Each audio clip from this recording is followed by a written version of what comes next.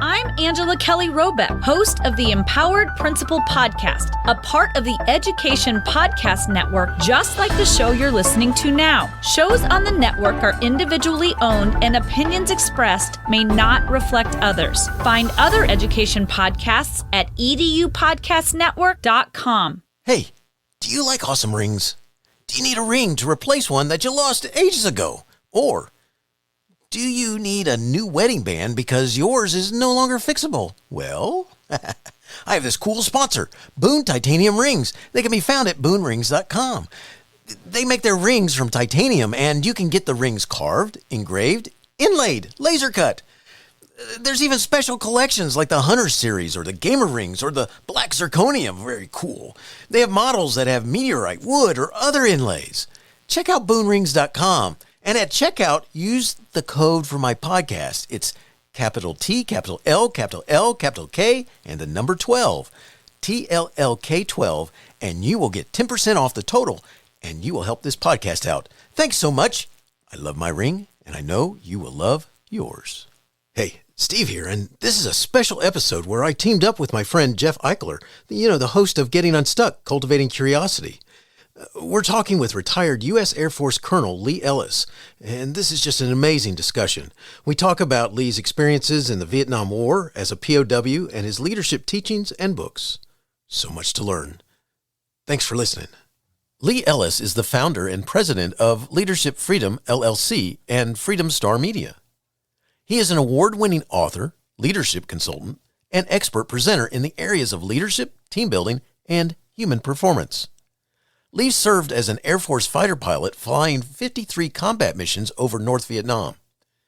In 1967, he was shot down and held as a POW for more than 5 years. For his wartime service, he was awarded 2 Silver Stars, the Legion of Merit, the Bronze Star with Valor Device, the Purple Heart, the Air Medal with 8 oak leaf clusters, and the POW Medal. Lee resumed his Air Force career serving in many leadership roles and leadership development organizations.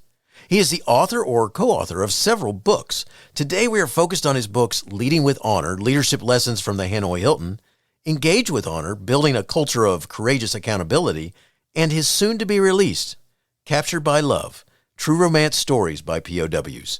So much to learn. Thanks for listening. And by the way, it'd be so cool if you shared the podcast with your friends, your neighbors, your family, your colleagues. Could you do that for me? Just say, hey, you should listen to Teaching, Learning, Leading K-12, the podcast. And here's the link. Thanks so much. You are awesome. Enjoy the show. It's the Education Podcast, your favorite show, with lots of groovy guests and they share what they know. So crank it up to 10 and let your neighbors know that here's another show with Dr. Steve Milletto.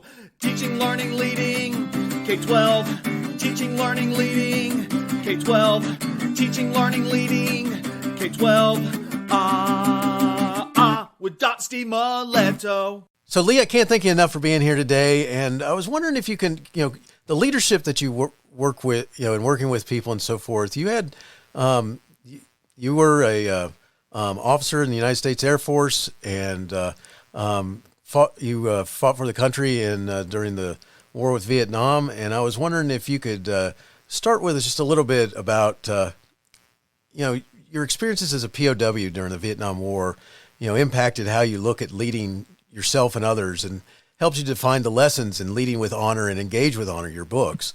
Could you give our listeners the background on your incarceration? Yeah. Well, I was a young kid who always wanted to play quarterback at the University of Georgia, but my senior year I was 155 pounds, and I wasn't quite the fastest guy on the team. I was pretty good, but not near good enough. But the other thing I wanted to do was fly jets, and I got into ROTC. 3 days after I was commissioned, I went to flight school. 53 weeks later, I had my wings and an assignment to the F4, which said F4 Pipeline, Southeast Asia. The war was building up. This was 1967. I got to Da Nang in South Vietnam and as a qualified combat pilot in July. And I'd flown, by November, I'd flown 53 missions over North Vietnam, actually 52. I was on my 53rd, and I had other missions, close air support for the Army and the Marine Corps in the South Vietnam, and also some interdiction missions bombing the roads and trucks in Laos. So I was a fairly experienced. I was a little bit over halfway through my career, my deployment there in combat. And then one day my airplane just blew up and we were getting shot at a lot, and it blew up in several pieces. And fortunately, we've been well trained, and there were two in the F4, and we were both able to eject. My partner, they caught him in his parachute before he hit the ground. He didn't get to do his parachute landing fall. I did mine and hit all 5 points that I'd been trained to do. So our training was really good, but he was caught immediately. I was surrounded and captured within a minute or two. It took 2 weeks to get to Hanoi, during which time there was a lot of excitement, and we were strafed and bombed by our own friends. Fortunately, they had a lot of foxholes and caves to get into, and the local population would get all fired up with the communists cheering them on. But we made it to Hanoi, and so I spent 5.5 years as a POW there. Now, I had cellmates that had been there 6 years. I had one that had been there, well, by the time we came home, we had been there 6 years, but some who had been there a year longer than me, some 2 years longer than me before I got there. And so their experience and what they had suffered through, I think, was able to set an example for me. Now, you got to realize I just turned 24 when I was captured. So I was generally the youngest guy around in the cell, and we always had a rank structure. Whoever the senior ranking person was, by pin on date of their rank, they were the senior ranking person. And fortunately, almost all of our leaders were really good. They set a great example. They had the one thing that was so great about the POW experience in terms of leadership was that you had to be authentic. You couldn't pretend. You couldn't, if you're locked up with somebody 24 hours a day for a year or two, there's no way you're going to pretend you're something you're not. So we all lived in a very authentic way. And if you weren't authentic, it got called out pretty quickly, which helped you to grow. So I think the ability to understand ourselves, the good, the bad, the ugly, and where we needed to grow, it came out, and that helped us to become better people and better leaders by the time we came home. So that was one of the most important things. And by the way, I've just finished a new book about POW romance and marriage. And the same thing that we went through in the POW camps that helped us become better leaders, helped us become more authentic, actually helped us in our love relationships. And so many of us have been married 48 to 64 years. That's awesome. Congratulations on that, too. Wow. Colonel Ellis, just as an aside, if you ever get to New York again, there's an aircraft carrier on the Hudson River, the USS Intrepid, and they have an F4 on the flight deck.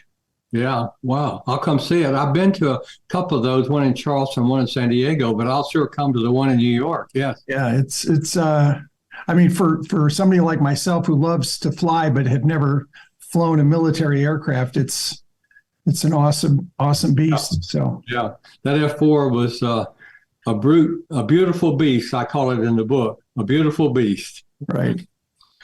Well, first of all, let me say this. Thank you for your service. I just when I was reading your books, I was just amazed, and I could not help.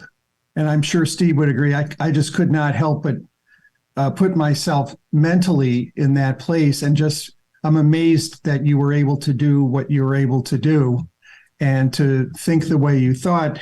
The book, Leading with Honor, and for our guests, I'm holding up my copy of it.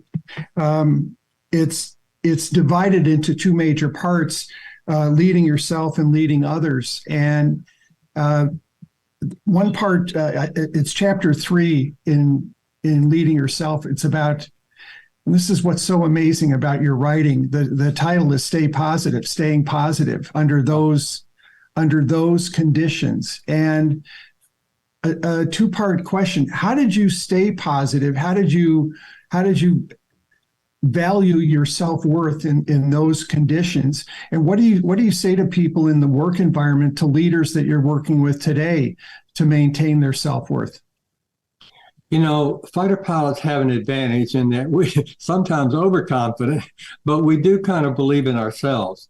So in some ways, that was a real advantage. Most all the POWs were fighter pilots.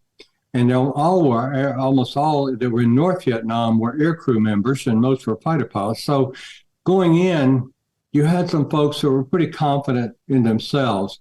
Now, we all lost that confidence, though, when we were tortured. And we had to come to grips with the reality that we weren't as tough as we thought we were. We may have been tough. We may have been good at a lot of things, but we were humbled. And I can remember the first time I was tortured and gave in and agreed to fill out a 3-page biography. I filled it out, but the only thing that was accurate on it was my father's first and last name. So I didn't give him anything. But the fact that I did that, I cried like a baby. I was in handcuffs and leg irons, laying on the floor in the filthy torture room, and I was crying like a baby because I thought I was the most worthless guy that ever worn the uniform. When I get back to my cell, though, I found out that I had endured longer than some others, and not as long as some others, and that everybody, as we learned over the next few months, everybody who had been there for any length of time had been through that. And we all ended up in the same place. Some went longer than others, but we all ended up, they could make you do something and they wouldn't let you die. So you had to figure out how to do something eventually, but not give them what they wanted for propaganda or intelligence or anything like that. So that humbling of us, very confident fighter pilots, helped us. And then the fact that our teammates encouraged us and helped us bounce back and believed in us. And I'll tell you, as a leader, by the way, I did this exercise with the school superintendents in Georgia in one of the one-day sessions. We had about 25 there. And I asked them all to think of someone who had spoken into their lives when they were growing up or early in their career, and it really made a difference. They had believed in them, and they had said something to them that changed their life. And when they shared those short little stories, it was so powerful. I still remember a lot of them, and speaking into somebody's life by encouraging them and letting them know you believe in them helps them bounce back. And next time they're going to be stronger. So to some leaders, 40% of the population are naturally results logic focused. And logically, they may see that, but it's hard for them to encourage people. The current chief of staff of the Air Force, General Q.C. Brown, is a real introvert, highly logic, results-oriented guy, but he knows himself and he's very vulnerable. And he said, when I walk out of my office in the Pentagon and start to go down the hall, I coach myself before I step out in the hallway. When I meet somebody in the hall, smile and say good morning. And that I told him, I went to his office up there in the Pentagon a few months ago, and I said, I know that you're thinking about being a leadership speaker or something when you retire, and I want to encourage you to do that and write a book, because you're such a great leader, but you're also very vulnerable about who you are, and you talk about how you coach yourself to adapt. And when leaders coach themselves to adapt, it just makes all the difference in the world. A little bit of adapting goes a long way. Right. You mentioned a key word about leadership, vulnerability. Yes. And that's a practice that many leaders have trouble with. Yes, because exactly. I think they feel, and I've read a lot about this, that being vulnerable in front of their staff is going to make them look weak. It's going to make them look like they don't know everything. And there's this expectation in the world of business. I worked for a major U.S. publishing company for 45 years, and in certain circles, you could not be vulnerable because people would literally chew you up. I'm curious, Lee, how you're able to get people to consider vulnerability when it's so ingrained in a lot of business leaders that, it's just that practice is anathema to everything they've been taught. Yeah. Well, that's because we all have this. I have a model. I'll send you guys this model, but I have a model. It's a continuum of insecure to secure. Okay. And when you're insecure, your doubts, your fears, your shame, and your guilt cause you to hold back instead of doing things courageously or being vulnerable when you need to and own it when you mess up and say, guys, I messed that one up. So let's go back and recapture that, and y'all help me get out of this one. When a leader does that, people it builds trust. They say, they see that. Okay. They've already seen that. But when you own it, then their faith in you goes up because you own what they've been seeing rather than you deny it or try to pretend that you're somebody who doesn't have any problems at all. So helping leaders helping their people become more secure. I am who I am today because so many leaders spoke into my life and believed in me. There's no doubt I would have been much shakier, much more like that if leaders had not been speaking into my life and believing in me. But they also gave me feedback of, hey, Lee, you probably could have done this way back then. Okay. And I'm listening and say, okay, I'll coach myself on that next time and do it right and do it better. But I was thinking about this afternoon about our talk today, and I was thinking about how when I was a squadron commander of a T-38 squadron, I had about 50, 60 instructor pilots, all with 1,000 hours of instructor time. So they're very good. They're the top in the Air Force at being a T-38 instructor pilot. And I was their leader, and I had flight commanders. There were 8 flights. Each one had a group, and 2 section commanders, 1 for each 4. And I would sit down with them and meet and talk. And I was just totally honest with them. And a lot of times I would say, what do you guys think? Before I got into it, I would just say, tell me, let's go around the room. Here's the situation we're facing. What do you guys think? I might have an idea what I think we ought to do. And I'm not going to give up on my idea unless they got a better idea. But if they got a better idea, I'm going to say, that sounds pretty good. What do you guys think? Okay, let's go do that. Right. I just want to get it right and I want to have a top performance where everybody feels valued and important. That's what's important, because when you have that, you're going to have a winner. So, Lee, one thing I'm curious about is, as you're talking, I'm thinking back, I've done an extensive amount of reading on World War II aviation, especially pilots of the heavies, the B-24, the B-17. Yeah. These in some cases, I just read about a pilot who lied about his age. He was 18 years old, and he was left seat on a B-24. But a lot of these guys were 19 or 20 years old, and they were trained in the technical aspects of flying those aircraft, but not on what you're talking about in terms of leadership or how you look at yourself as a leader, how you look at your guys. A lot of that, I think, was instinct. What's the training today of pilots in terms of not just the technical aspects, if you will, but the people aspects of being a commander like you were? Well, you get every time you get promoted, you're a second lieutenant or first lieutenant by the time you get your wings usually. And then you're a captain. So as a captain, you're going to go through some leadership training at that point. Once you starting to move up to be a flight commander, you're going to get some leadership training.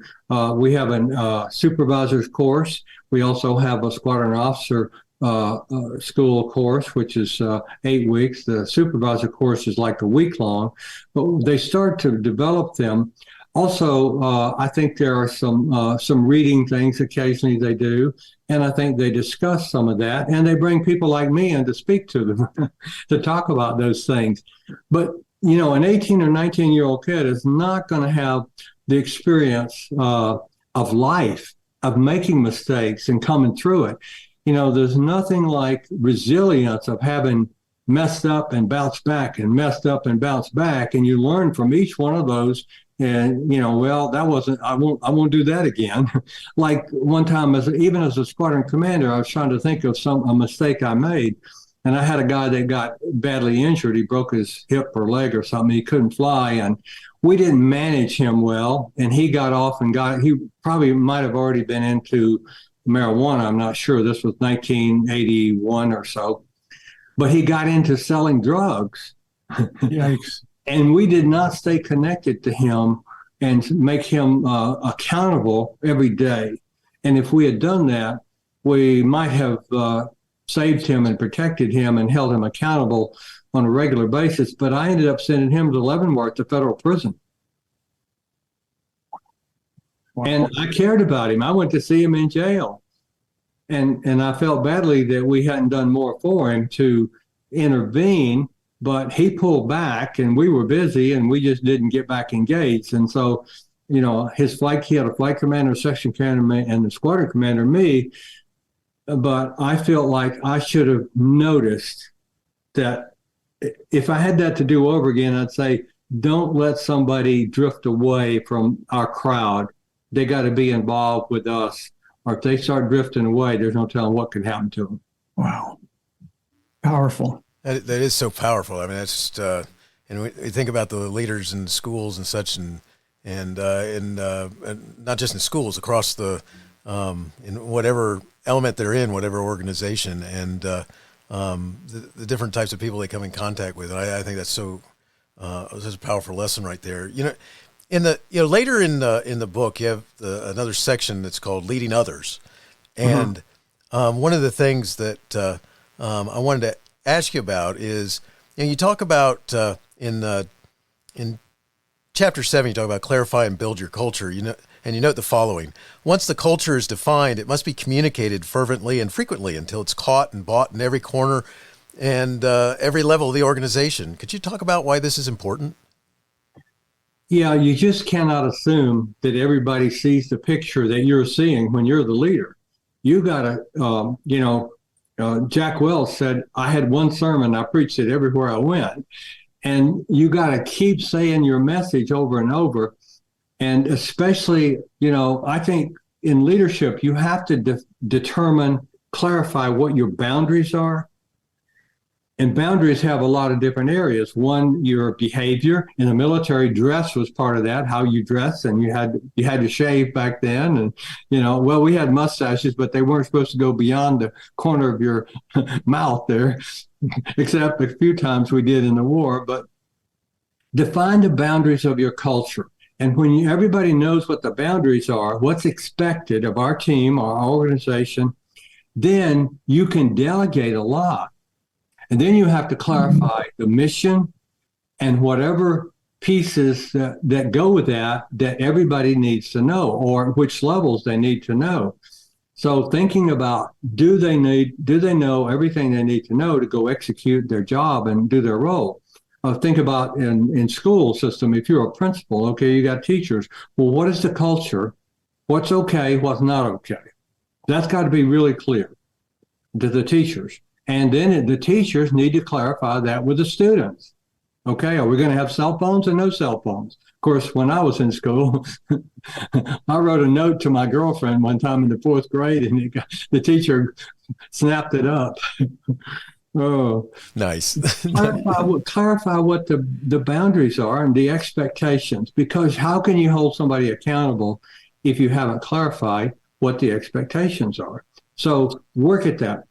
You know, as a leader, I had a board on the wall here where I had I had 8 flights, 2 sections, one each with 4 flights in it, and 2 section commanders and 4 flight commanders in each. So I would sit there a lot of times, and this is what leaders need to do. You read anything about leadership, you've got to take time to reflect on your people and what they are.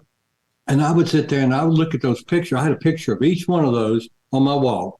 And I would sit there and look at them. How things going in A flight? They're doing good. Everything, as far as I know, good. Okay, B flight. Yeah, good. C flight. I need to talk to him about so-and-so. Okay. C flight. And I make a note, you know, and I go down through that, or I talk to the A flight commander.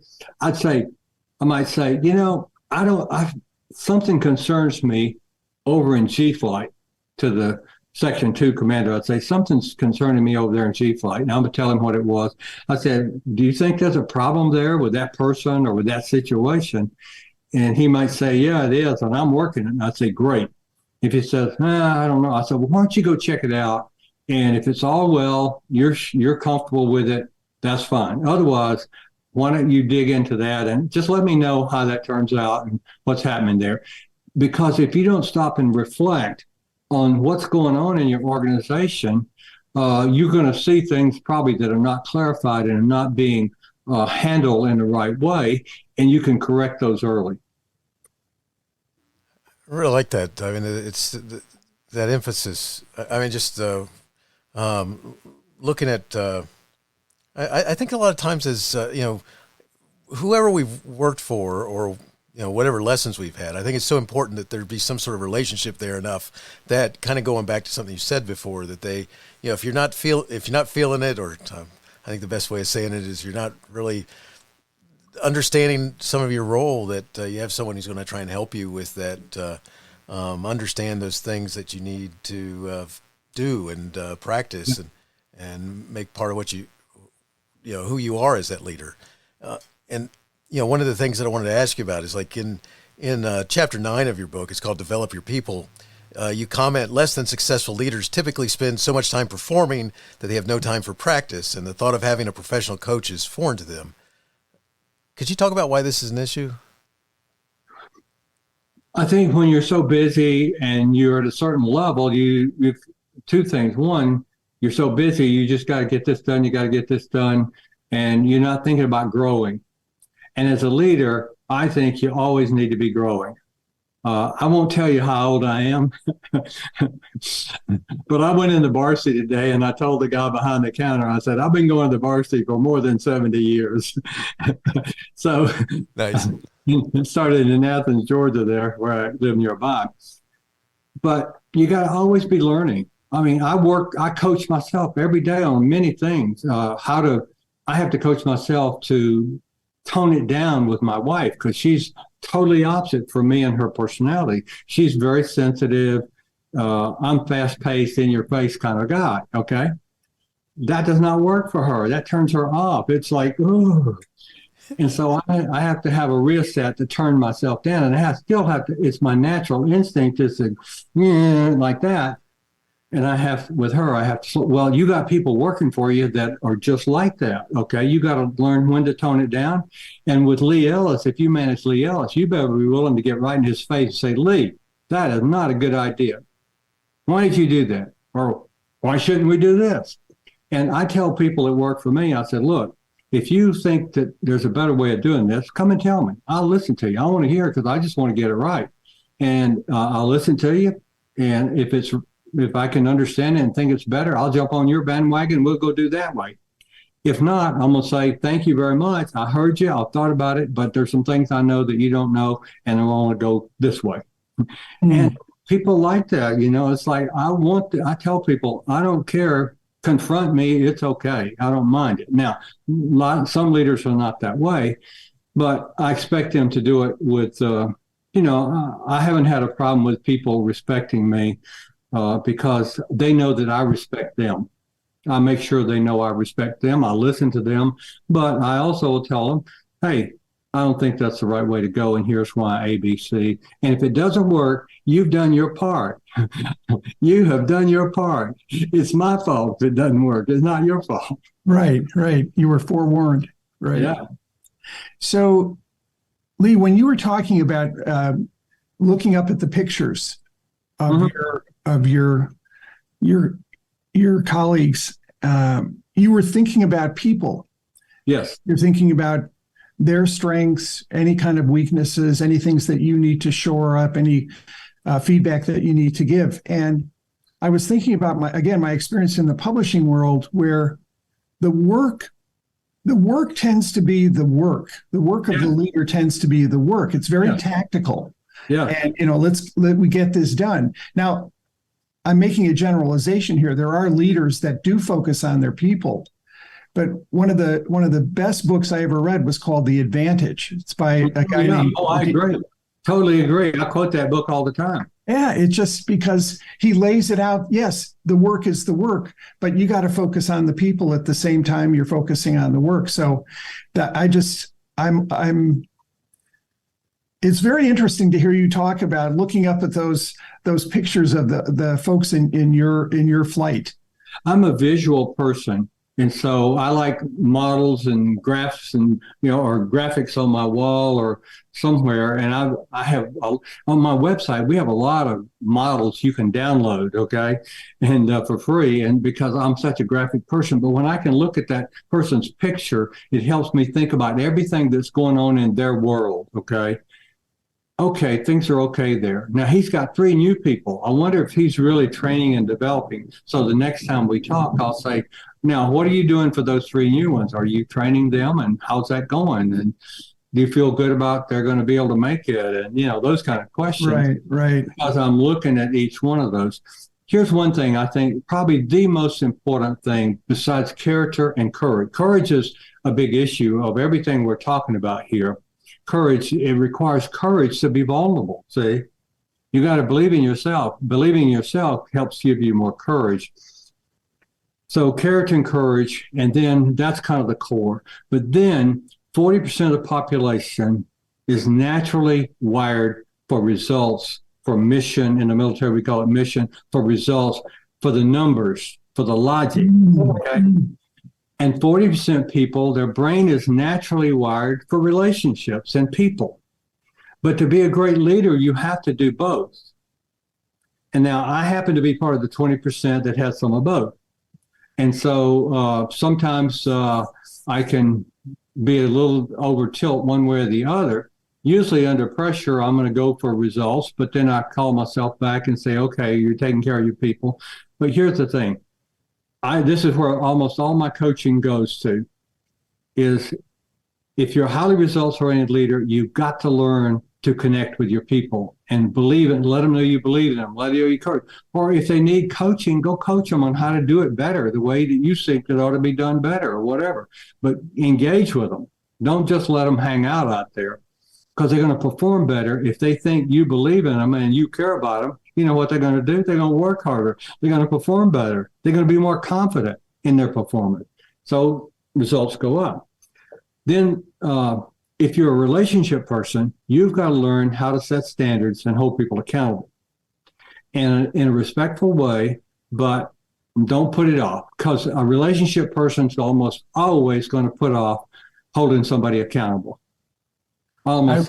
I love that description. I was blessed to work for a 20%er, and she did exactly what you're talking about. Yeah. She could drive for results, but she had her heart and her eyes focused on her people all the time. Yeah. Well, this is the core of all of our leadership training. And when we worked with the supervisors, the education, community, county and city educational supervisors, we gave them our assessment. It takes 12 minutes online, and it tells you, we use a tilt. Which way are you tilted? Toward results and mission, or toward relationships, people? And the idea is, if you're tilted toward relationships and people, what can you do? Let's learn 2 or 3 things you can learn to do to adapt a little bit. Now, it's going to take courage. And if you're results oriented, which I was coaching a CEO in a fairly, the brand name was fairly well known. It wasn't that big of an organization, but the brand name was well known. And he had been in this role for a year, joined the company, was the CEO for a year. And I was brought in to coach him. And I asked him about his people. He knew nothing about his people. So I said, and I talked to them. I'd already interviewed some of them. And they said, he's a good guy, but, he doesn't connect with us. So he's such a results-oriented guy. I know he knows how to get results. So I made him a spreadsheet, and I put his 7 direct reports across the top, and we came up with about 7 things he could learn about them down the other side, on the side. And his job was to get checks on all the blocks. So he had to learn how long they'd been there. Were they married? Did they have family? Where did they come from? Just to kind of get to know them. How do they like their job? What's the biggest challenge in your job? How could I help you get it done better? Those were the kind of things that beautiful idea. He checked them off. So with results-oriented people, they have to learn to adapt to relationship stuff one step at a time. I coached a CEO in Atlanta. Well, he was a division president of a Fortune 200 company. He's CEO now. But he said, that's just not me. I just don't do that. That's just not me. This guy was a West Point graduate, a Harvard graduate, MBA. Wonderful guy. Wonderful guy. And I said, but that's just not me. And I says, it needs to be you. Watch my lips.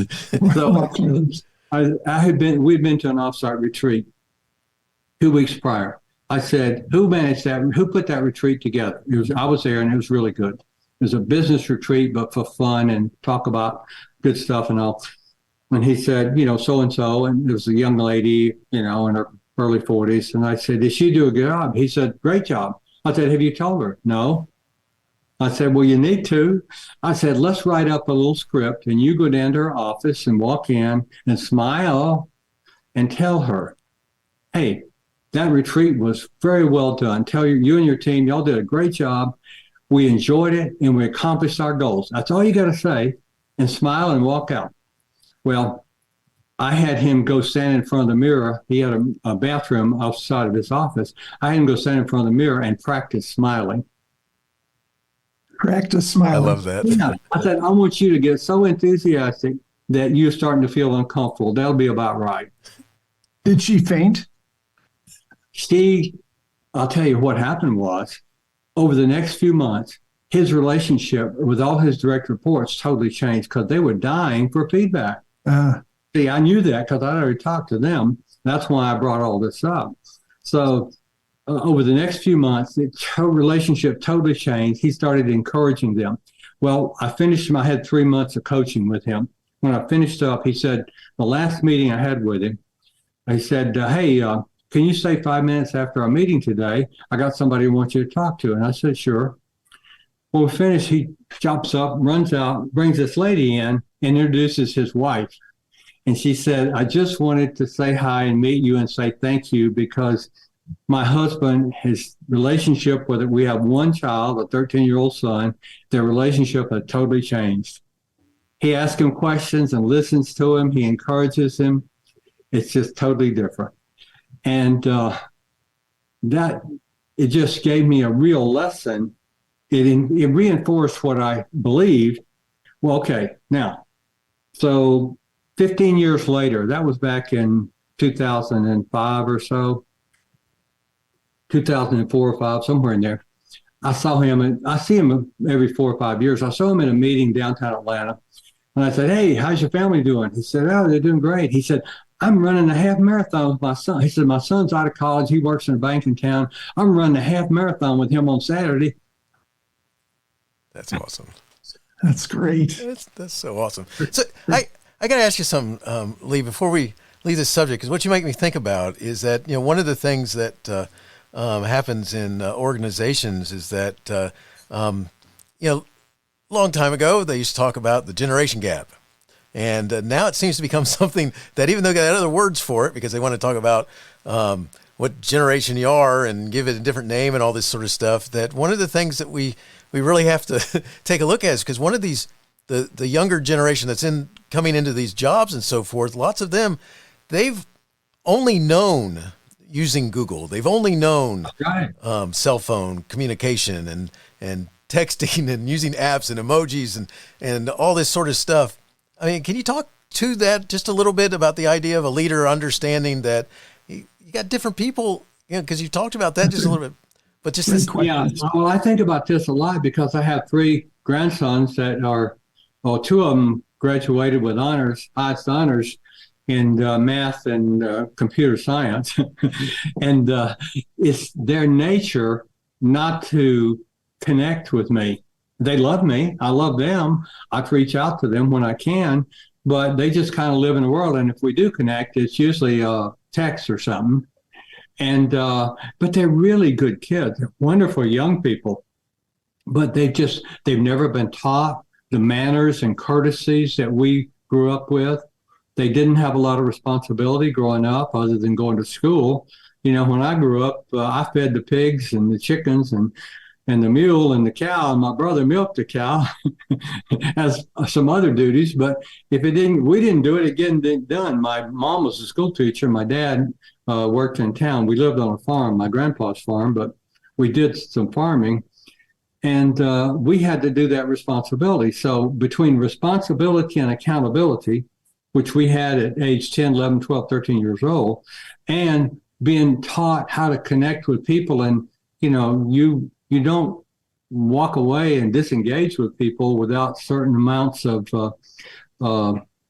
manners and that sort of thing that are just being courteous. And so we were kind of taught some of that, but I don't think that it's not their fault, the younger people, let's say the people in their 20s, but because of our busy culture and the information age and technology, parents have spent that much time actually teaching their young people how to be an interactive member of a community. That's a great point. Here's what I think. I think the leader should take responsibility for that, not blame their parents. They just say it's us, people my age, it's not your fault. But here's what I expect in our culture here. And if you're on my team, this is what I expect. And I want you to try it, and I think you're going to see it's going to be healthy and helpful to you. And then you'll be learning that. So when you become a leader, you'll be able to do that too. That's awesome. I appreciate it. Because it just seems to be one of those barriers right now that, and I think just like you said, there's, the leader has to take that chance and that opportunity to point this out, that this is our culture here, as opposed to trying to, skirt around the issues or whatever. And it's because we got to do this stuff. I think that Kirby Smart is a great example right now in leadership, because he chews them players out, buddy. But he hugs them and loves them. Awesome. That's relationship and results. That's awesome. Yes. He delegates to his the University of Georgia football team this year. I'm pretty critical. Okay, I can be critical about things, but their execution on offense and defense, I don't think I've ever seen a college team consistently. No team executes all the time. There's always, you got 11 players doing stuff.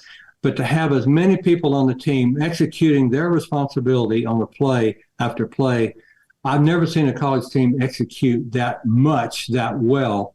And I think a lot of it is because they coach them, but they let them know, hey, buddy, we believe in you. You're important to this team. You're going to go in and play. They're not bad for a Division II team, really.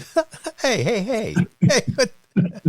Watch that there. This is the best week ever going on right now. I know.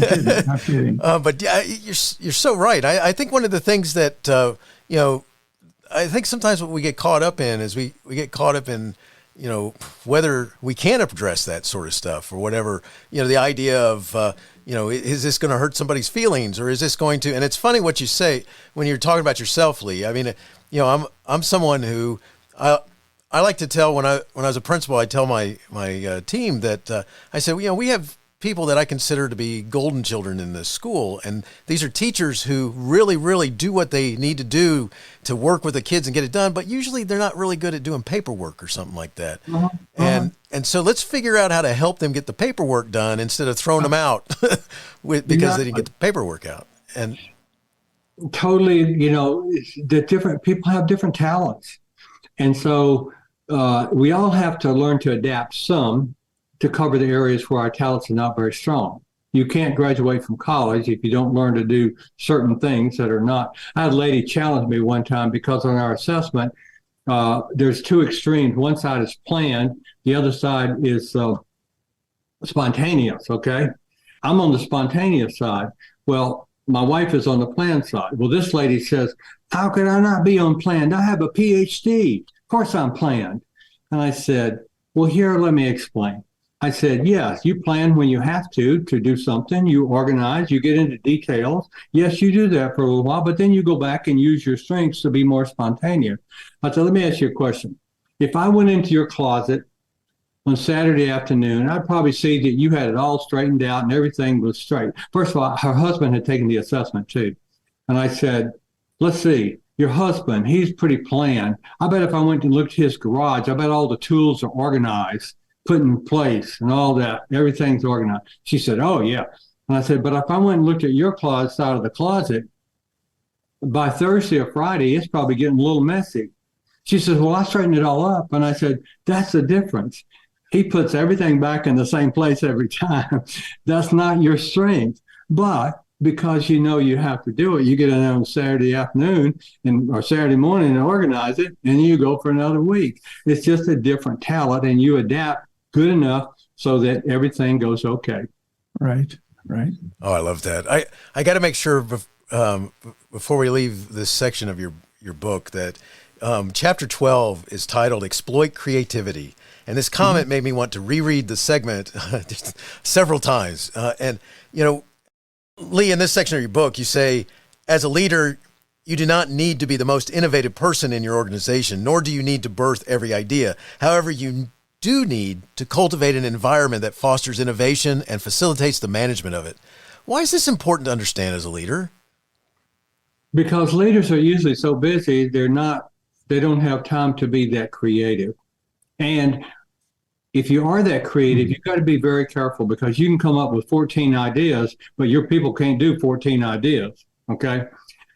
There's just no way. So what the reality is, in most organizations, in the POW camp, the way to communicate with tap codes and hand codes and all the different, there's so many creative things, it usually came from the bottom up. Somebody had learned this, somebody remembered it, somebody invented it, and it came from the bottom up. It didn't come from the top down. And so often there are many companies that have people at the lower levels where they do the work and solve the problems every day. They're the ones that see a better way to do this, and you listen to them, because everything they come up with, there are some people highly creative. Their brain is just coming up ideas all the time. You've got to have a way to kind of filter them. Ross Perot, in his book, his autobiography, he kind of wrote a book for his son, but it became a good book. And he said, and the guy's name he called, I've forgotten it now, but I knew the guy. He said he was so creative. He ran one of our divisions, and he would come in there and tell me these ideas. And I'd say, well, Bill, why don't you go test it out a little bit and check it out some more? And if it's really good, then let's go look at it and do it maybe. And 2 weeks later, I'd see him and I'd say, well, what do you think? He said, yeah, I checked it out. That's not a good idea. he said, but he had so many great ideas that we really used, but I would just tell him, go sort it through it and let's see if it's really going to work for us. And he would, and he was good about that. He could do that. Now, a lot of creative people can't do that. But this guy understood that, and maybe he knew that Ross was going to enforce it. But he did that, and it really helped Pro Systems and EDF really become who they were. And he gives the guy a lot of credit for that in his book. EDS, the name. Yeah. Lee, like Steve, chapter 12 really impacted me, because when you described the conditions where you were imprisoned and how they kept you separate from one another, but there were,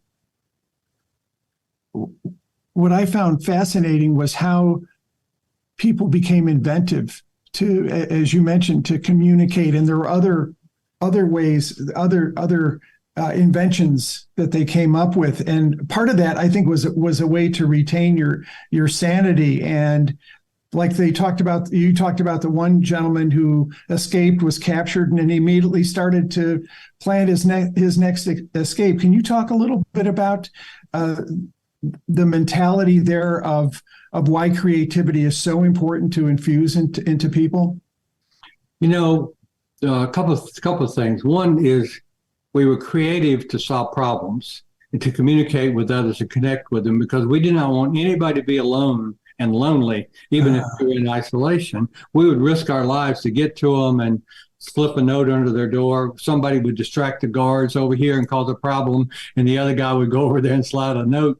We'd stolen a pencil somewhere. We had toilet paper. We had a 3-gallon bucket with a lid in our cell. That was our toilet for many years.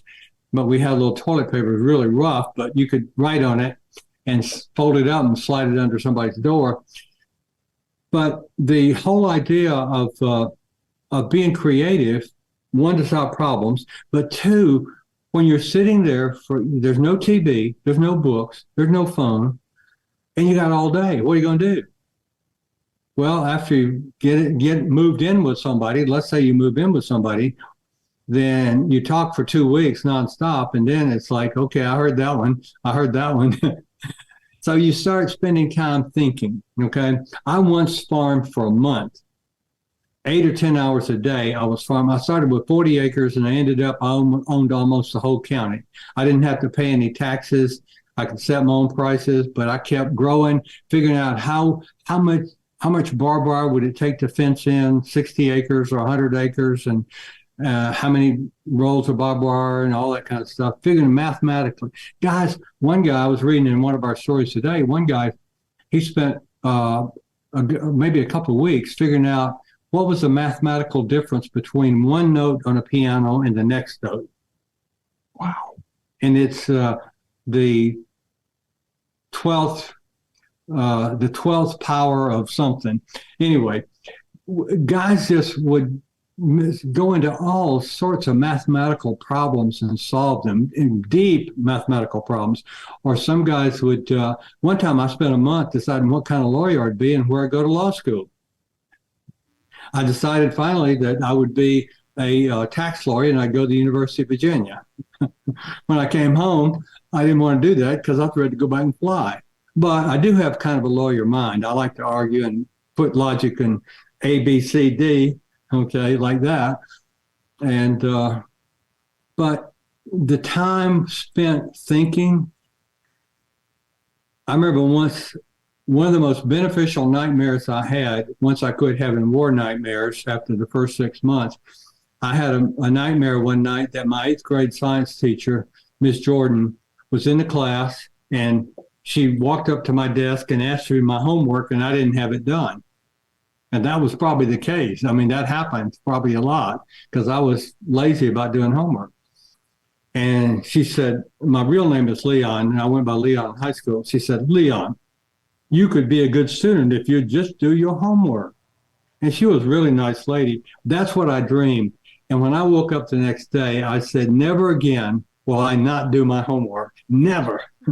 I like that. And so I became totally committed to doing and overdoing homework. If it took to get something done, I was going to do it. That's excellent. We spent a lot of time talking about your first book. You have a second book, which is Engage with Honor, Building a Culture of Courageous Accountability. And you've mentioned the importance of courage a few times. And I was just wondering if you could talk about what courageous accountability is to you. Well, people kept saying, when are you going to write a book about accountability? We need accountability. And I said, yeah, we do. But as I did my research, I realized that accountability has to start with the person, the individual. You have to be accountable. So the first part of the book is about yourself being accountable. And it takes courage. It takes a lot of courage. You have to believe in yourself. You have to hold yourself accountable. You have to be honest and vulnerable. And to do that, it takes courage.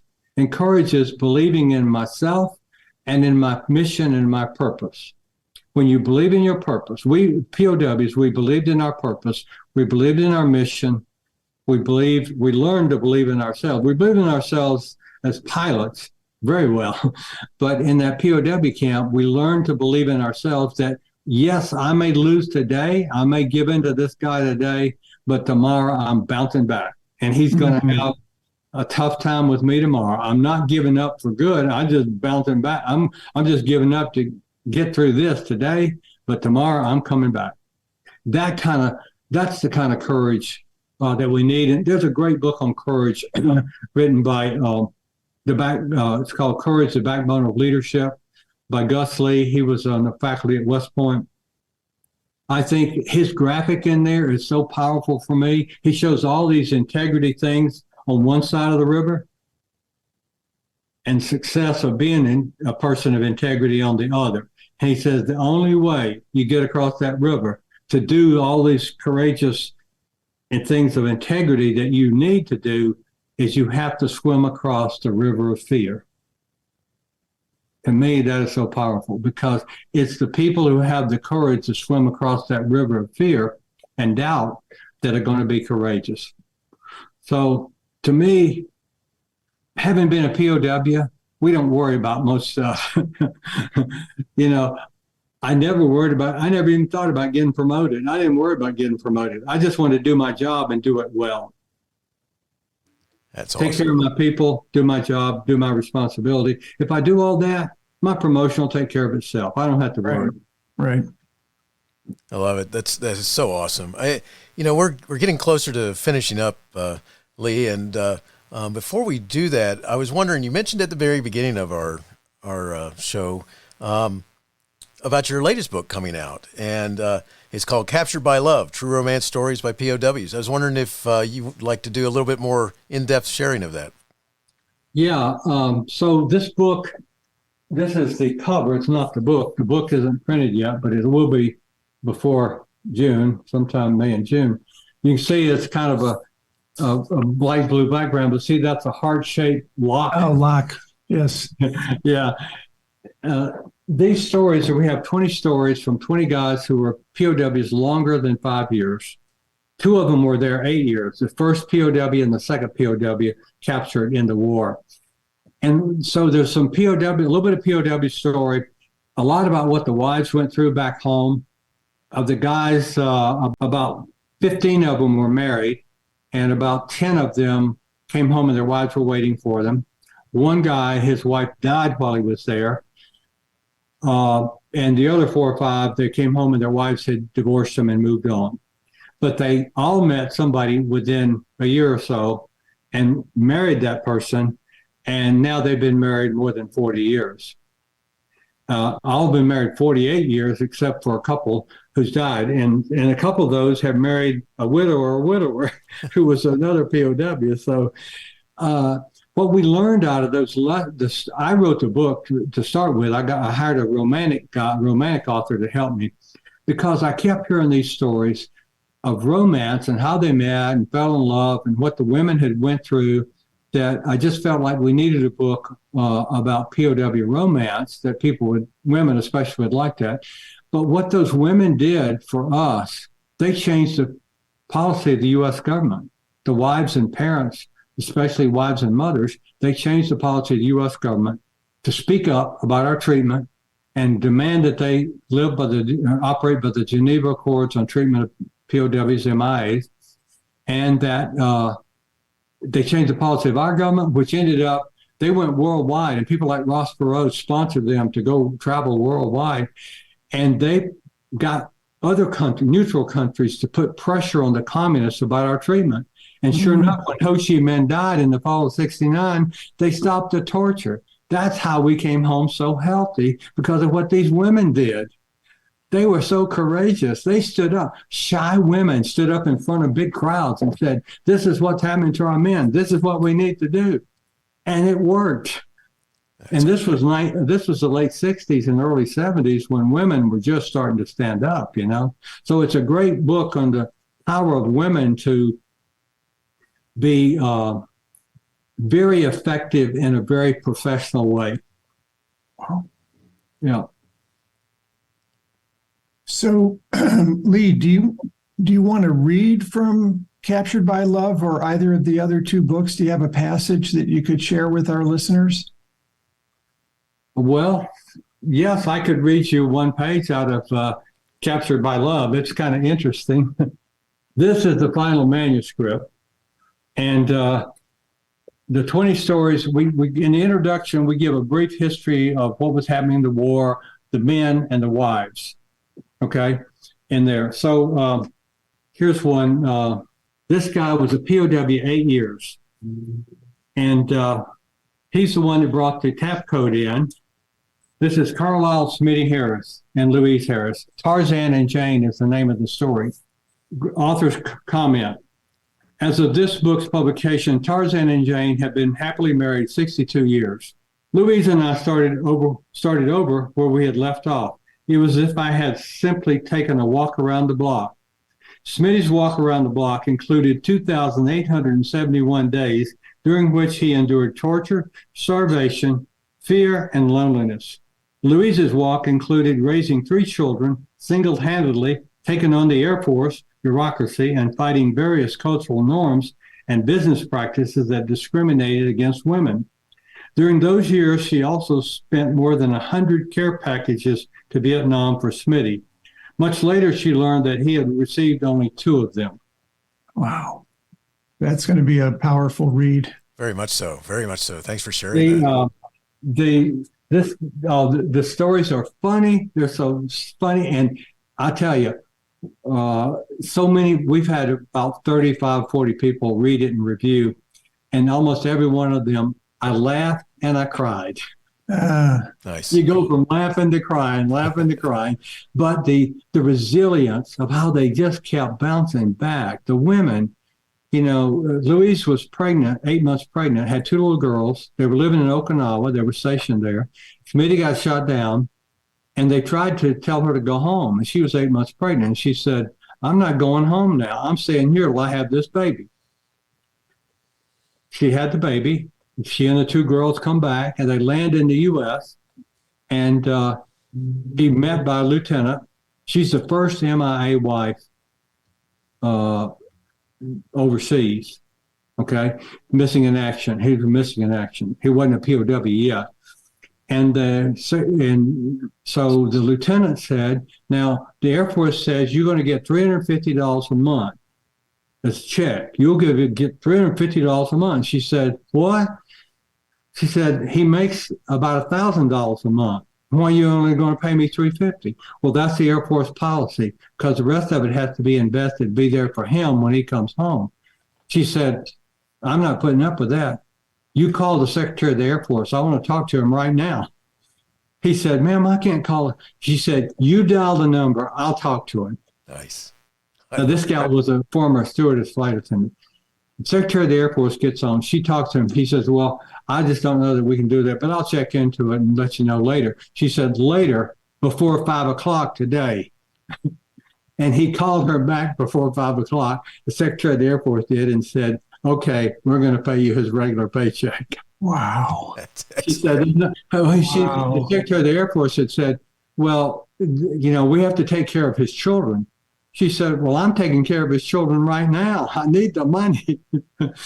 So she was several of these ladies were former stewardesses, flight attendants, so they were pretty confident too, to step up. And, I'm rereading the final draft right now, and every one of them I've read, the women, most of the women are pretty strong too. They go along with the guys, but they know when to draw the line and be strong.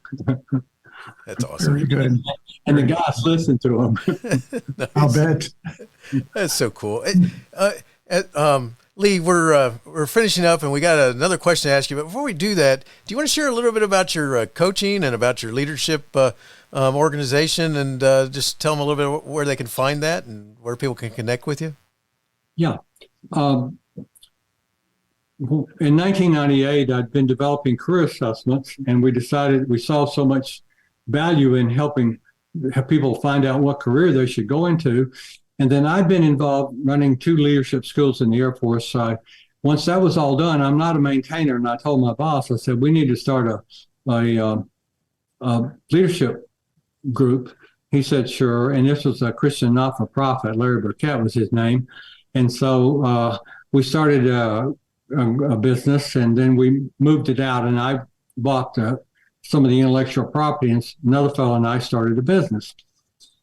And so that was 1998. So I've been developing leadership training, studying it, coaching leaders, doing workshops. And then finally people said, well, when are you going to write a book? And I said, So in 2011, 10 and 11, I wrote a book, came out in 2012, the Leading with Honor book. And that book got me into speaking. So I do professional speaking since 2012, which is, 10, 11 years ago. And I enjoy speaking and sharing those messages, but I still do training. I do workshops with the Air Force, Navy, the businesses, corporations, all sorts of organizations that I work with. And so I do workshops, I do speaking, and I'm working on a new book. So, but a lot of it is, most all of our leadership work is based around assessment. Our assessments are scientifically validated. So when you can see graphically, numerically, what your strengths are, your strong talents are, what your not strong talents are, and what are the strengths and the struggles that go with them. In our report, you get 5 of strengths for each trait and 5 struggles of your 3 strongest traits. 5 strengths and 5 struggles. Well, we always like to focus on the strengths, but we got these struggles over here too. Yeah. As a leader, you're going to have to learn to adapt a little bit.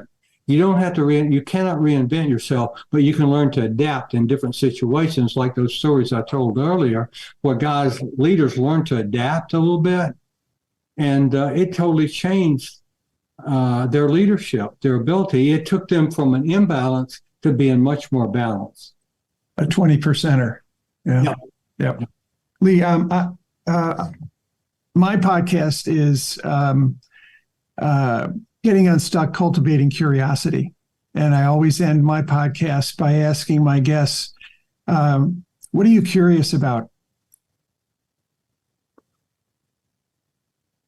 I continue to want to learn more and more about the human existence and authenticity, and how can I help people discover who they are, believe in themselves, become more healthy. The more healthy you are, nobody grew up in a perfect home with perfect neighbors and perfect teachers and perfect leaders. We all got some scars and stains and pain and shame. And I want to help people grow out of that, because when you become more healthy, you can adapt. You become a much healthier leader, a healthier person, which means you're going to raise your kids better. You're going to be a better spouse. You're going to be a better performer at work. To me, that's my mission. Beautiful. Beautifully said. And one other thing. I have a strong faith, and I believe that God's love is the most important thing. Whether you're Jewish, Christian, or whatever, God's love is the central core. We are loved. And so to me, growing more aware of his love and receiving his love makes me feel healthier. It heals me from my, my shame and guilt and all that. It heals me. And then I can give love to others more easily. So to me, it's a simple thing, receiving and giving. Beautiful. That is awesome. And, Colonel Ellis, Lee, can't thank you enough. Thank you so much for your service to our country. And all leaders need to check out, you got Leading with Honor, Engage with Honor, and coming soon, Captured by Love, True Romance Stories by POWs. I wish you the best in all you do, and can't thank you enough for all this time that you spent with us today. So thank you. Thank you, guys. I enjoyed being with you. I do want to mention one more thing, and it's on our website in the back of the Engage with Honor book. We have an online course where you can take your team through that book in an online course now, and it's the cheapest way I know of to get leadership development. And I have Ralph Della Vega and Deanne Turner, and I got all sorts of famous speakers and business leaders giving short videos on there talking about their leadership and what they do. So it's a good way to have good discussions with your team. Very good. I want to take the survey, find out, am I a 40%er results, 40% people, or a 20%er? All I need is your email. All right. You got it. That'd be awesome. Thank you so much, Colonel. Yes, sir. Thank you so this much. was an honor to spend time with you. Thank you. Good being with you guys. Hey, you have been listening to Teaching, Learning, Leading K-12, a podcast to help you help kids achieve their dreams. Teaching, Learning, Leading K-12 is a member of the Education Podcast Network. Podcasts for educators, podcasts by educators. Teaching, Learning, Leading K-12 is a member of the podcast network based in Canada called Voice Ed Radio. Voice Ed Radio, your voice is right here. The opinions expressed on Teaching, Learning, Leading K-12 are those of the guests and host. Teaching, Learning, Leading K-12 is intended to share ideas, advice, and suggestions. Teaching, Learning, Leading K-12 is produced for educational purposes. Hey, thanks for listening. It would be awesome if you visited my website at stephenmiletto.com and connected with me, left a review, and listened to more episodes. And by the way, you could also share it with your friends, with your family, and your colleagues. Thanks so much. You're awesome.